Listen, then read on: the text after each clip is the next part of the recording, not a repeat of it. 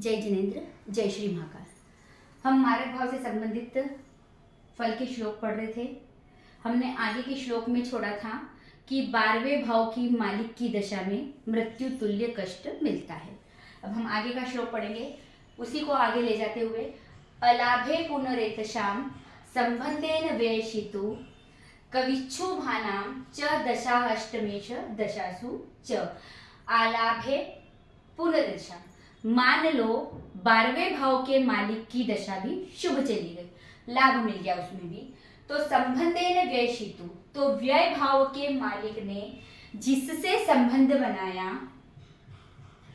उसकी दशा में मृत्यु तुल्य कष्ट मिलता है।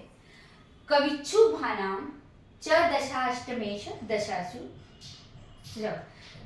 कविच्छुभाना मतलब कुछ शुभ इसमें भी हो गया, भाना मतलब कुछ शुभ इसमें भी हो जाए, किसमें? 12वें भाव के मालिक ने जिससे संबंध बनाया उस दशा में भी कुछ शुभ हो जाए, तो फिर अष्टमेश की दशा, अष्टमेश मतलब अष्टमेश के जो मालिक की दशा है उसमें ही मृत्यु तुल्य कष्ट मिलता है।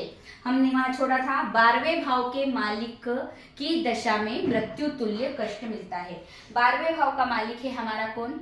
शनि। ये आगे की ही कुंडली है, हम इसी से पूरा प्रेडिक्शन कर रहे हैं। 12वें भाव का मालिक है शनि, लेकिन शनि की एक राशि त्रिकोण में गई है और शनि भाग्य में विराजित है, तो मतलब 12वें भाव की मालिक की दशा भी कैसी हो गई? आपकी शुभ चली गई। अब 12वें भाव के मालिक ने जिससे संबंध बनाया, 12वें भाव के मालिक ने जिससे संबंध बनाया उनकी दशा में मृत्यु तुल्य कष्ट मिलता है। अब 12वें भाव के मालिक ने किससे संबंध, 12वें भाव का मालिक कौन? शनि। उसने किससे संबंध बनाया? सूर्य और बुध से, 7वीं दृष्टि से। तीसरी दृष्टि उसकी एकादश भाव में, लेकिन यहाँ कोई ग्रह नहीं है, इसने संबंध नहीं बनाया। यहाँ वह सूर्य और बुध से बना रहा है। सूर्य हमारा उच्च का होके बैठा तो इसमें भी शुभ चली गई। उसके बाद बुध हमारा त्रिकोण का मालिक है, इसलिए भी शुभ चली गई। इसने संबंध बनाया किससे? 10वीं दृष्टि से, यहाँ मंगल से, तो यहाँ किसकी दशा खराब जाएगी? मंगल की दशा खराब जाएगी। लेकिन अब मान लो यहाँ मंगल नहीं होता, यहाँ अभी मंगल नहीं है, अभी मान लो इन दोनों से ही इसने संबंध बनाया, तो इस दशा में भी शुभ हो गया, क्योंकि इन दोनों की दशा भी अंतर दशा या प्रत्यंत दशा जो भी आएगी वह भी अशुभ नहीं जाएगी। किसकी? मारक भाव के मालिक, सॉरी 12वें भाव के मालिक की दशा, इसमें भी शुभ चली गई। अब इसमें भी शुभ चली गई, कुछ शुभ हो गया। च दशाष्टमेश दशासु च, तो 8वें भाव के मालिक अष्टमेश, 8वें भाव के मालिक की दशा में मृत्यु तुल्य कष्ट मिलता है। 8वें भाव का मालिक कौन? बुध, कन्या राशि है, तो इस दशा में भी मृत्यु तुल्य कष्ट मिलेगा या ना मिलेगा, ये हम आगे वाला श्लोक में बताएंगे। केवलानांच पापानां दशासु निधम कवचित् कल्पनीय बुधेर नरणां मार्काणां दर्शने। केवलानांच पापानां, जब 8वें भाव की मालिक की दशा भी शुभ चली जाए, क्योंकि इसमें शुभ जारी है। इसमें क्यों शुभ जारी है? क्योंकि हमारी अष्टम भाव के मालिक की एक राशि त्रिकोण में है और उसने उच्च के सूर्य से संबंध बनाया है ना, तो यहाँ इसकी दशा भी क्या हो गई? शुभ हो गई। 8वें भाव के मालिक की दशा भी शुभ हो गई। केवलानांच पापानां दशानु निधम कवचित्, तो फिर हमें मृत्यु तुल्य कष्ट कब मिलेगा? जब केवल जो पापी ग्रह है इस कुंडली में उसकी जब दशा आएगी उसमें जातक को मृत्यु तुल्य कष्ट मिलता है। कल्पनीय बुधेर नरणाम मार्काणाम दर्शने, उसमें मृत्यु तुल्य कष्ट मिलता है। ऐसे ही कल्पना बुद्धिमान नरणाम मतलब बुद्धिमान लोगों को करनी चाहिए। अब हम आगे चलते हैं इसमें। मार्के स संबंध निहंताम पाप कृच्छनि अतिक्रमयेतरान सर्वान भवत्येन न संशय। ये शनि से संबंधित श्लोक है आपका।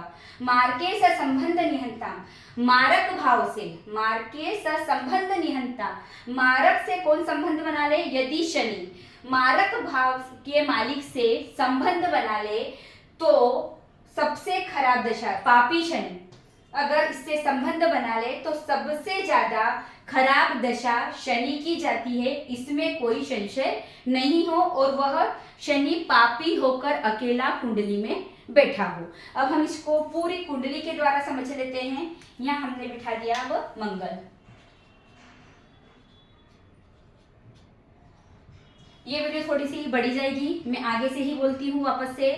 अष्टम ही आयु का भाव कहा गया है और अष्टम से 8वां भाव गिनने पर वह भी आयु का भाव कहलाता है, यानी कुंडली में तीसरा और 8वां भाव आयु के भाव कहे जाते हैं। उनके जो व्यय स्थान, मतलब तीसरे का व्यय हुआ दूसरा भाव और 8वें का व्यय स्थान हुआ 7वां भाव, वे मारक भाव कहे गए हैं और उन दोनों में प्रबल मारक आपका 7वां होता है।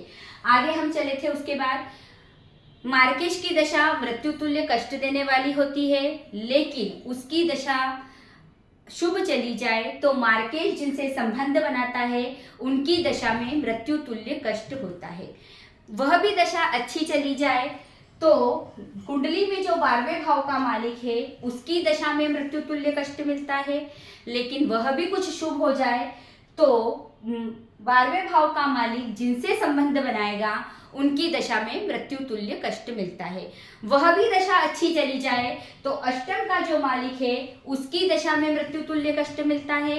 अष्टम की दशा में भी कुछ अच्छा हो जाए तो कुंडली में जो पापी ग्रह हैं उनकी दशा में मृत्यु तुल्य कष्ट मिलता है। ऐसा बुद्धिमान लोगों को कल्पना करनी चाहिए। या फिर जो हमारा कुंडली में अकेला पापी होकर अगर शनि बैठा है और उसने मारक भाव से संबंध बना लिया तो सबसे ज्यादा खराब दशा शनि की जाएगी। अब इसे हम पूरा कुंडली से समझ लेते हैं।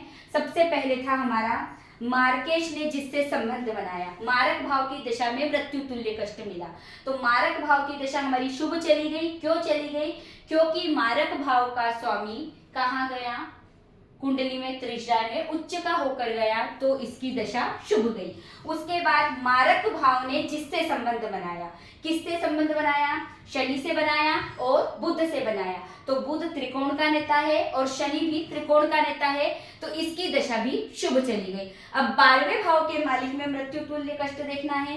12वें भाव के मालिक की दूसरी राशि त्रिकोण में और स्वयं भाग्य में होने के कारण उसकी दशा भी शुभ चली गई। अब 12वें भाव के मालिक ने जिससे संबंध बनाया, 12वें भाव का मालिक हुआ आपका शनि। शनि ने संबंध बनाया सूर्य बुध से 7वीं दृष्टि से और एक बनाया मंगल से 10वीं दृष्टि से, तो इसमें सबसे खराब दशा किसकी गई? मंगल। अब क्यों गई इसको हम आगे बताएंगे।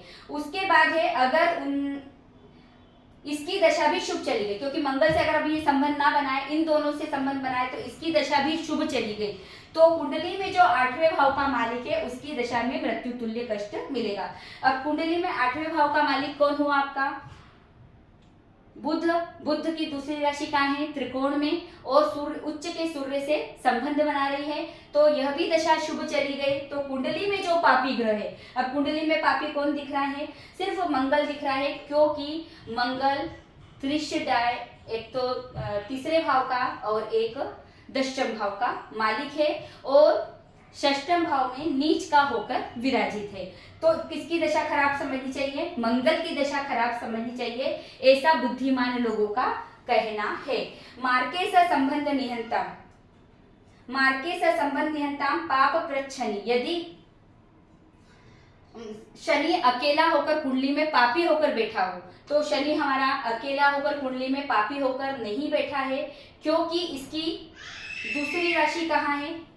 उसकी दूसरी राशि त्रिकोण में है और इसने अच्छे भाव से संबंध बना रहा है, तो यह यहाँ अच्छा है, तो यह अकेला पापी होकर नहीं बैठा, इसलिए इसकी दशा भी खराब नहीं जाएगी। और इसने संबंध बनाया 10वीं दृष्टि से मंगल से, तो मंगल की दशा खराब जाएगी। और हमारा षष्टम का जो मालिक है चंद्रमा, यह कुंडली में कहाँ गया है? मारक भाव में गया है, तो सबसे खराब दशा किसकी जाएगी? चंद्रमा की सबसे खराब, मतलब जो शनि इस भाव में ये दृष्टि डाल रहा है तो मंगल की दशा सबसे खराब जाएगी। और यहाँ मंगल हमारा कहाँ, कौन सी राशि में बैठा है? कर्क राशि में, जो इसकी नीच राशि है। तो इस पूरे सारे श्लोकों का सार यह है कि इस कुंडली में सबसे ज्यादा खराब दशा मंगल की जाएगी। जय जिनेंद्र।